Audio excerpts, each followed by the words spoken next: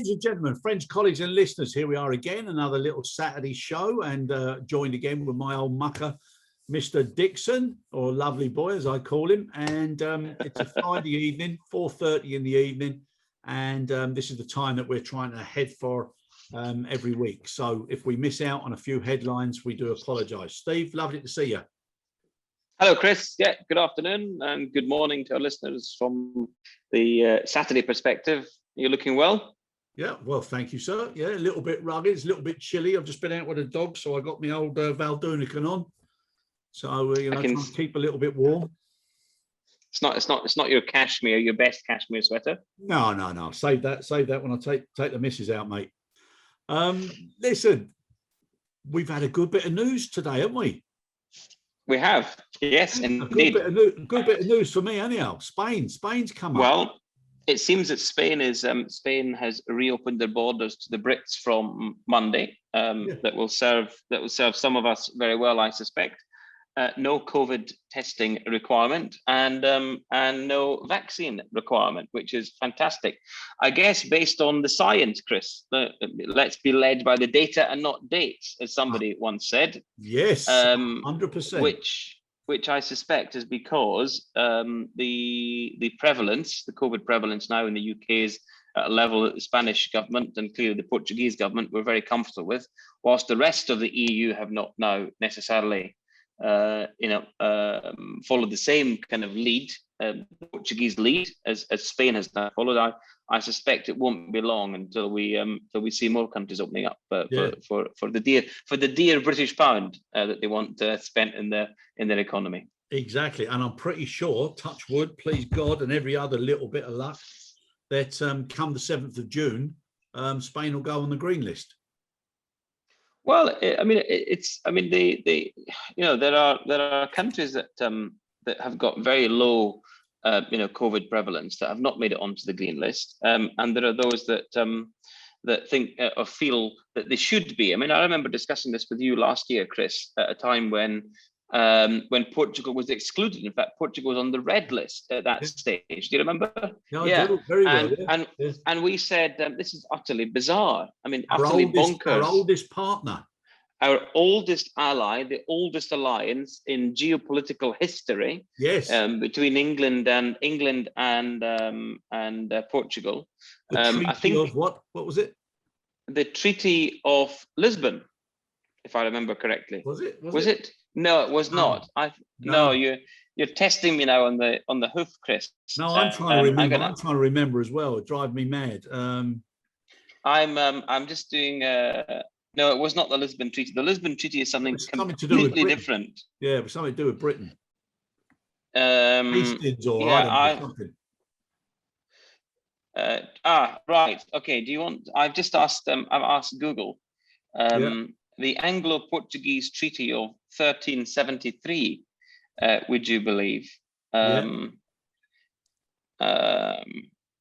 I think we'll have to do a little bit more research on that and come back to you later in the program. Very good, but at least all right, we're there. 1373. That's good. The Treaty of Windsor. Treaty of Windsor. There you go. The Treaty of Windsor in 1386, Chris. In 1386. 1373 predated the Treaty of Windsor, but there was an alliance in 1373, but it morphed into the Treaty of Windsor 1386. The point of that is that list, the green list, is a list that many countries clearly want to be on and potentially should be on, and that we should now be using the data. We should be forgetting about our political allies. We should be forgetting about the politics, and we should actually just, in my view, simply be led by the data and allow that to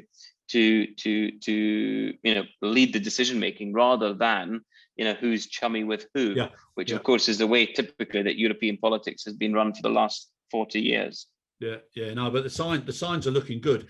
And something else, we've just done a podcast with a very, very impressive lady called Chellie Cameron, who's the CEO of Philadelphia Airport.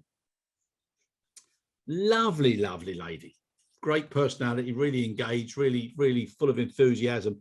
And she was talking about an agreement with Heathrow Airport, an MOU, doing things together and opening up. And she was talking about, the importance of British Airways and American Airways, but my goodness me, she's got a great outlook.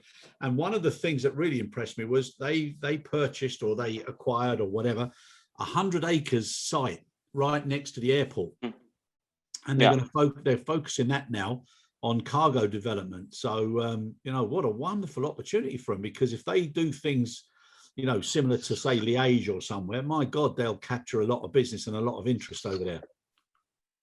Well, I think, airports have had to, like most businesses, Chris, they've had to, dare I use that word, pivot, into other verticals or other avenues that they might not ordinarily have sort of, followed traditionally. So it's great to hear that Philadelphia is taking a lead in that regard. But I don't think they are unique. I don't think they're alone. I think there are many others out there that have done some equally admirable stuff, during this pandemic. I would say, I do think that that the risk that we run as an industry is that some of these very short-term decisions or short-term strategies to essentially prop up business and to maintain an income stream during times where others have fallen off.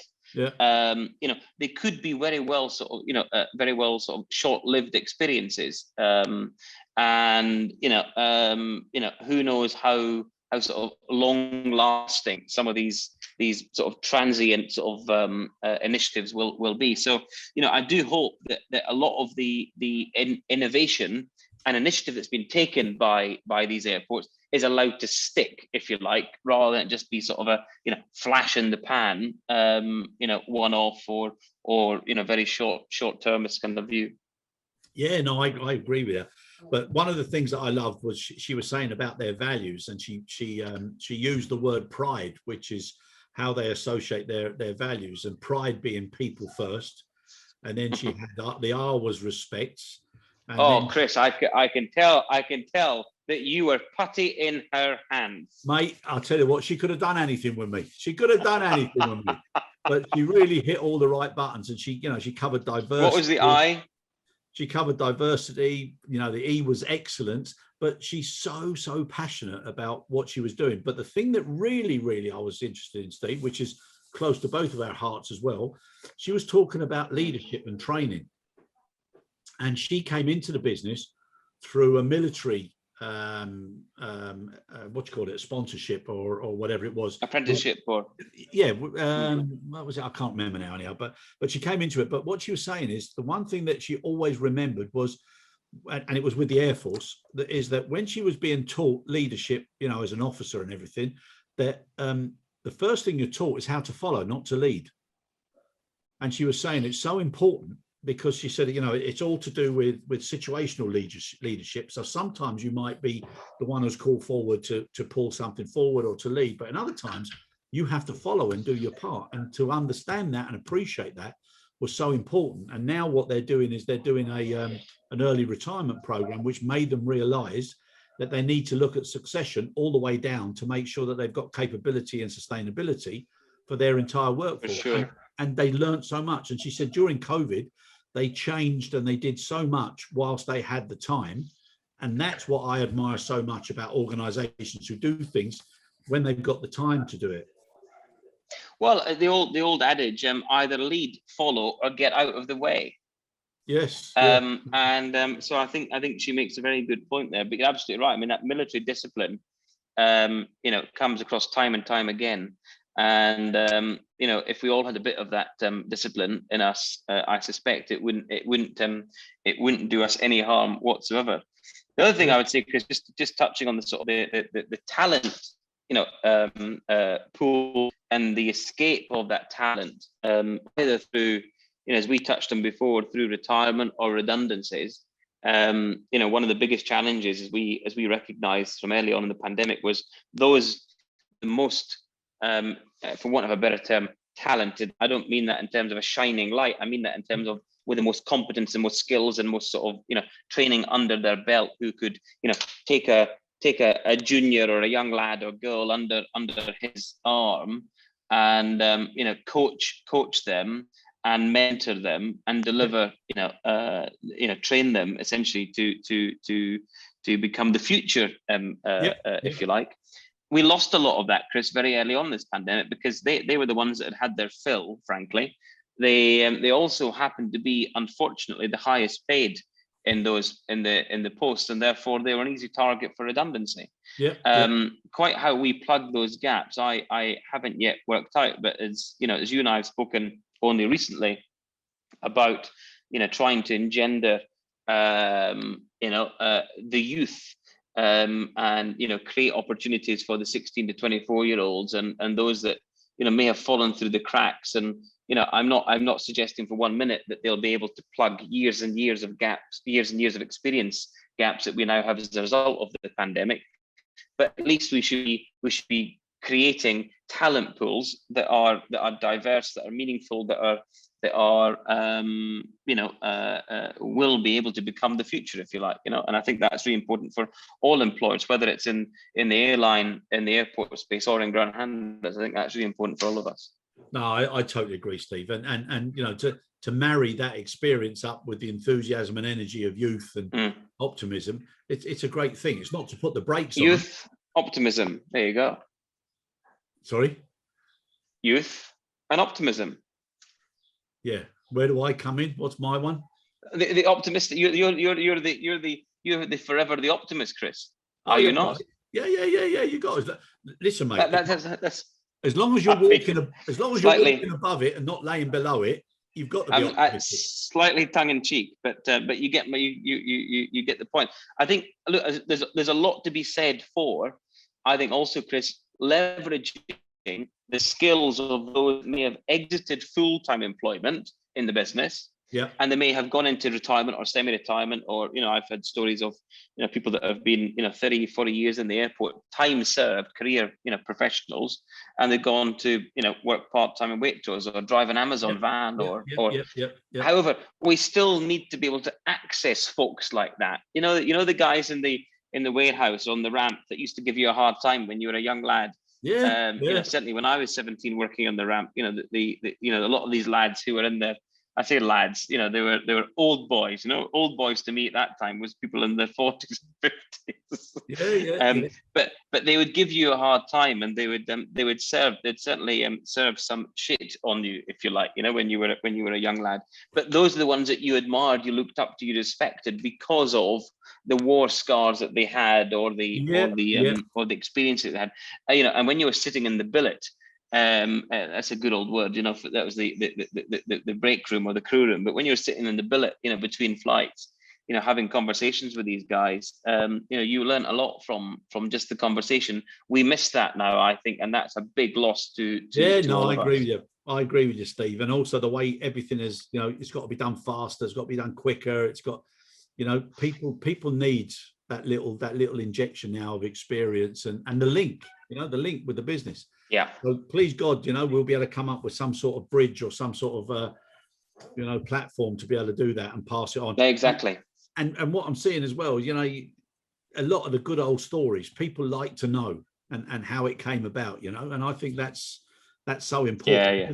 That's part of normal culture, it's sitting around. Of course it is. Of course it is. The elders telling stories. Well, the same way you used to like listen, sit and listen to your grandfather, as he was telling stories. And I would, some of my cohort, if for want of a better term, they'd get sort of bored and they'd disappear off when Grandad started starting sort of having a yarn, and we'll sit there intently and listen to every word that that fell out of his mouth, and I think better informed and better equipped for it.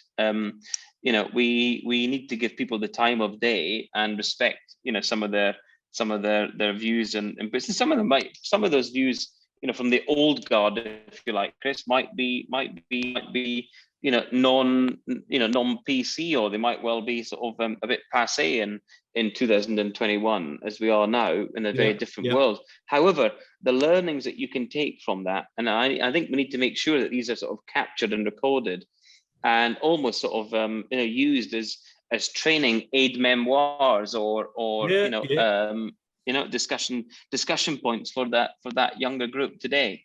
Those the views will be surely different, but there's a lot to learn from that generation. Totally agree, Steve. Yeah, there is indeed. Now, listen, what else now? So we got a little bit of optimism, especially for those who want to go to Spain, but I think it's starting to happen, and people are starting to realise they need to do things together. It makes absolutely no point one country saying yes you can and another one saying but in most cases you can't. So there's got to be a little bit more collaboration and coordination, very important. But now looking at things that have happened and are happening during the week, we've still got a lot of bad news. Poor old AirAsia operating loss there, huge amounts. So that's terrible. Then you've got SpiceJet. I was reading that, some of the lessors are looking to get the aircraft on the ground because they're not receiving payments. So that's, it's another fallout, depending which region and which area you're in. Another thing, the Scottish testing, Steve, more expensive in Scotland than it is in England. No surprise there. It's a product of volume. Yeah, but I was just, I just thought that would be a point of interest, for you, with one foot on one side, one foot on the other. But no, both of my feet are very much in England, Chris. There's no feet in Scotland at all. Yeah, it's just the accent, mate. You can't get away from that. Well, you told me you're from Chiswick, but it doesn't sound much like it often. So I mean, when I speak to people from W4, they don't sound like you. How do they sound then, Steve? Are you able to do a little impression? Well, is it a little bit rather refined? I thought Chiswick was a rather refined part of London, but mate, Shepherd's Bush is where we started off when my parents came over from Ireland. Pennard Road. You can as you say, you can take the boy out of Scotland, but you can't take Scotland out of the boy. No, I'm pulling your leg, but I don't have a horse in that race. In the way that you might think, I'm very committed to the union, and therefore my views are that that the most successful union of all time should remain in force. But look, if the Scots want to go and do something different, I mean, I don't have a vote, so I can't do anything about it. So if the Scots want to go and do something different, let them go and do it. If they choose to leave, that's up to them. I won't particularly support it, but it is what it is. Yeah, it is. I mean, it is weird, isn't it? Now the way Brexit went, and everybody not knowing what they should have known to have made the decision, and then once the decision was made, everybody panicking, and now. Well, that's the wonderful bad thing. It's the wonderful irony of the situation is that if Scotland had voted to leave the United Kingdom was it 2014? Yeah, 2014. The vote of a generation, or the once in a generation opportunity, as some called it, but seem to have forgotten about that. But if they had chosen to leave the United Kingdom, they would have left the European Union. Yeah, they would have left the EU. They seem to have forgotten that that Brexit. We were taken out of the EU out of our will, against our will. Yes, but you would have been taken out of the EU within your will, or of your if you chose to leave the United Kingdom. So look. I mean, I find this whole debate quite bizarre. I find Scots extremely parochial. I think they use their heart more than their head for the most part. And most sensible Scots, you will find, no longer live in Scotland. They have moved elsewhere.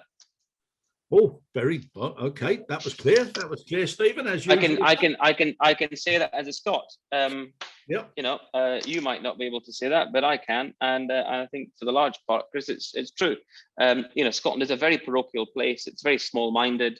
They think anybody that thinks differently or goes to live outside the country is unpatriotic. I find that rather naive view. That the beauty of being a global citizen is understanding other cultures, other ways of thinking, other peoples, and for the most part, Scots don't think that way. So I'm glad that I don't live there anymore. That's for sure. All right, good. Now, talking about a little bit more positive news. I was also reading there about Easyjet saying that they're ready and available with up to 90% of their fleet if things go well in the summer. Yeah, I think. I mean, It's great. I mean, both EasyJet and British Airways, and I mean, all three of them, the big three, UK carriers. I say Ryanair is a UK carrier. I mean, Ryanair's largest base. Yes, people will be shouting at the screens or their radio sets saying, that they are an Irish airline. Yes, they are an Irish airline, but their largest base is in the UK. The most important market is the UK, and it goes without saying that Ryanair, EasyJet, and British Airways have all been, for once, Chris, they have been very much aligned. Yes. They have been singing from the same hymn sheet. They have been drinking the same Kool-Aid that John Holland Kay has been drinking as well. I couldn't believe this week that we saw John Holland Kay on a podium with Sean Doyle. I mean, that was fascinating. For those unaware, John Holland Kay is the chief exec of HAL, Heathrow Airport Limited, and Sean Dawes, the CEO of British Airways. Those two are normally sort of arch nemesis, when it comes to aligning a strategy. But on this they're aligned, and that is that the British government have got to pull their finger out. They've got to start getting a semblance of normality back into the way in which we do things. It is not a bad thing to travel. Travel is not bad if you are vaccinated. And you have been, fully vaccinated. I can't quite understand the logic of preventing or delaying opening up travel to everyone, providing people are sensible about it. But I guess that proviso is the problem. A minister said only yesterday, well, we've got to use common sense. But I find for the most part, British public, I would say rather condescending way, don't have a great deal of common sense. Not that I necessarily would say that you or I are sort of, leading the pack there, Chris, with, however, common sense isn't common. It's not that they don't, it is not a common perception or a common view. That's the challenge. So I think, yes, I think EasyJet, British Airways, Ryanair, and all of the airports will require a sensible decision. It looks like that's the way things are going. It looks like the vaccine program is having the results that we expect to do, and therefore it looks like these airlines and these tour operators and these businesses will get a summer that they so badly deserve and need. Yeah. 100%, and the sooner the better. Now, another good thing is, you're obviously talking about the three there, but with regards to EasyJet and Ryanair and the number of locations that they're able to operate out, there's a little bit of animosity towards them now, isn't there? From local organisations, local companies who feel that they've got an advantage or whatever. And there was an interesting article about Ryanair with Croatia, where there was a disagreement, and then Ryanair came back and said, look, you've received all this extra funding and monies, etc. You're wrong for what you're saying. So this sort of tic-tac-toe or well, look, I mean, you put your money where your mouth is. If another airline can deliver the same volume of customers that Ryanair can, or that EasyJet can, who are the biggest beneficiaries of these type of deals, these incentive arrangements to bring customers to a market or a destination, then go ahead, fill your boots. Nobody's stopping them. I suspect, however, the point-to-point market will benefit, as soon as the rules start to open up, or the rules are slackened a little bit in terms of travel. So look, every good luck to them. It's within the interest of everybody for these airlines to succeed, no more so than the regions of the markets themselves. So you can have green envy, or you can have a bit of challenge against somebody's commercial position or proposition, but the reality is that it's a contractual obligation between or contractual arrangement between the airline and the state in many regards, or the market. So fill their boots, I say. Exactly. Good luck to them. That's the way to do it. Now, the fact that the two of them are doing so well in areas that we're talking about, the one thing that they don't have to worry about too much is coming back into Heathrow with these damn queues that are still a poor old British Airways. So a friend of mine arrived today in Heathrow from LAX. I pre-warned him and said 3-4 hour queues. He texted me, he said, landed, through immigration, 15 minutes, no issue. What were you talking about, Stephen? I went, all right. Going. It doesn't happen to everybody, but of course, I think the more experience there is, and the clearer people are. And I've seen today that Heathrow are moving red arrivals to a separate terminal, separate area. Yeah, for that's handling. I think that's all a good thing. So yeah, because all good. The quicker they do things that make sense and are logical, the less of this ridiculous press coverage where, you know, they were talking about you know, it being a hotbed for transferring COVID in these queues because of the different groups. It's crazy. So right, a little bit of good news. WFS, they've gone crazy in America, signed up loads of contracts, so fair play to them. So all the boys in WFS, well done, lads. You all got plenty of 3-year contracts, so you must be happy. So that's another good bit of news. But it also shows how people are now looking at what to do and possibly reviewing their best contractual interests. So that's also good. Now, Stephen. Okay, I know I could see the little sign language there, so I know you've got to depart, and not sure who's in the background there, but they seem very determined to get you off the air. So, is there anything you'd like to finish with? What would you like to finish with? Little message for the No. I'd just like to say, look, as always, Chris, it's a pleasure. Thanks for your time this week. I look forward to next week. And hope that there's some more news for us all to follow. But thanks again for your time. I appreciate it. No, and thanks to all of our listeners, of course. Yeah, exactly. And on that, Stephen, ironically, I got a little bit of a flood of questions this week. Okay, so I know you haven't got too much time today, but what we'll do is I'll cover some of them next week because there's some really, really good questions there. Really very good. Look forward to it. Really good. And they also, just to let before we go, one person said, you two are most definitely from different generations. Do you really get on as well as it would appear? Well, I'd say the proof of the pudding is in the eating. In this case, the proof of the pudding is in the listening and the watching. So if you can't see that is the case, then I think you need to either go to Specsavers or get yourself a hearing aid. But yes, absolutely.